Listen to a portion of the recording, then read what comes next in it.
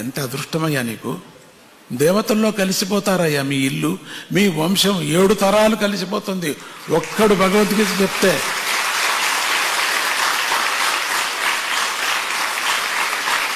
ఒక ఇంట్లో ఒక పిల్ల కానీ ఒక పెద్ద కానీ ఒక భగవద్గీత నేర్చుకున్నారంటే 7 తరాలు వైకుంఠానికి వెళ్ళిపోతారయ్యా.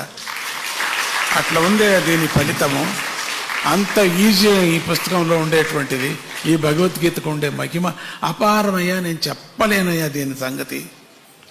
ఇప్పటికైనా తెలుసుకో, విను, కష్టపడి నువ్వు కూడా చదువు, రీడింగ్ లిస్ట్లో చేరుకో. తప్పో రైటో చదువు, వస్తుందయ్యా. పరమాత్ముడు చెప్పిన వాక్యమయ్యా. మనుషులు చెప్పింటే రాదు, పరమాత్ముడే చెప్పింది కాబట్టి వచ్చేస్తుంది. చాలా మందికి వచ్చింది. అట్లా ఆ చీపురు తీసే వాళ్ళకంతా వచ్చేసింది. ఎట్లా వచ్చింది వాళ్ళకు? విద్యావంతులు స్కూల్కే వెళ్ళాలా వాళ్ళు? శ్రద్ధ.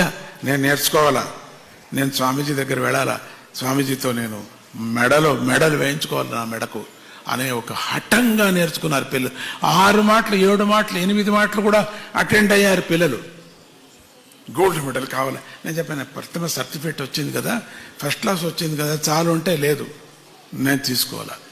ఎంత హఠంగా తీసుకున్నారంటే ఆ మెమోరీ పవర్తో క్లాసులో అంతా ఫస్ట్ వచ్చేసారు పిల్లలు. పెరుగుతుంది మెమోరీ పవర్. మంచి విద్యావంతులు అవుతారు. ప్రపంచంలో సమాజంలో మంచి విద్యావంతులు అవుతారు. ఇక్కడ కూర్చున్నటువంటి పిల్లలు ఎవరెవరు ఐఏఎస్ అవుతారో, ఎవరెవరు ఐపీ అవుతారో, ఎవరెవరు పెద్ద పెద్ద కలెక్టర్స్ అవుతారో, ఇక్కడ పెద్ద పెద్ద టీచర్స్ అవుతారో, ఎవరెవరు ఇక్కడ కూర్చున్న ప్రొఫెసర్స్ అవుతారో, పెద్ద పెద్ద వ్యాపారస్తులు అవుతారో, పెద్ద పెద్ద రైటర్స్ అవుతారో తెలియదు. పెద్ద పెద్ద పుస్తకాలు రాసేవాళ్ళు అవుతారు ఇక్కడ కూర్చున్నటువంటి మహాత్ములు. మీరంతా కూడా ఉన్నారు మీరు దాంట్లో. అప్పుడు నన్ను అనుకోండి, ఆ సమయంలో స్వామీజీ చెప్పారు ఆ రోజు, నేను అయ్యాను ఈ రోజు అనుకోండి.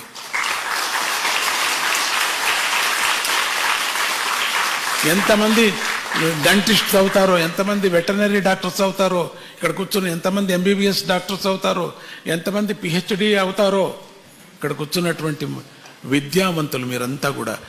ఎప్పుడు భగవద్గీత కంఠపాఠం చేశానంటే వాళ్ళు పెద్ద విద్యావంతులు అయినే అవుతారు, ఎప్పటికైనా అవుతారు.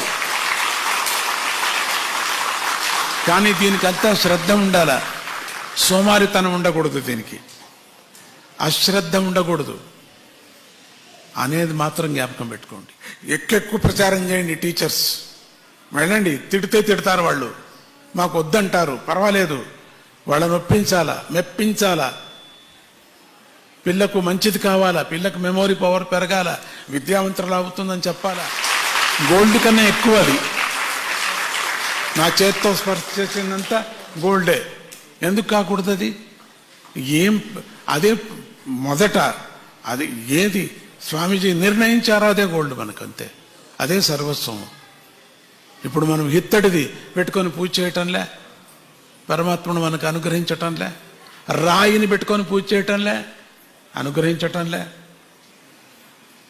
అట్లనే ఏదే ఒక ప్లాస్టిక్ని పెట్టి స్వామీజీ తీసుకో, దీంట్లో అనుభవించి ఉంటే ముఖ్యం అదే గురు ఉపదేశం.